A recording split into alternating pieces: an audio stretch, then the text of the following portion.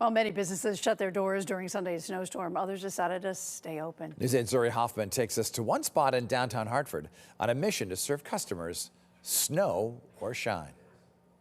There's always something cooking here at Pietro's in Hartford, with good food and good company. That's why even when the city got its biggest snowfall in years, their doors stayed open. We just wanted to be open for anybody that had to be out in that working. Server Samantha Stramel says that's because they get a lot of essential workers, those in healthcare, EMS, and police, to name a few.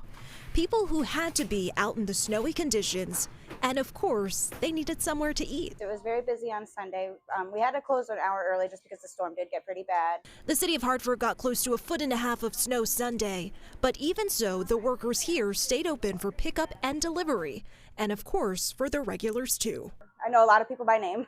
So the next time you get stuck in a snowstorm in Hartford and you're wondering where to dine, you may have found your answer. We love our customers. We really do. In Hartford, Zuri Hoffman, News 8.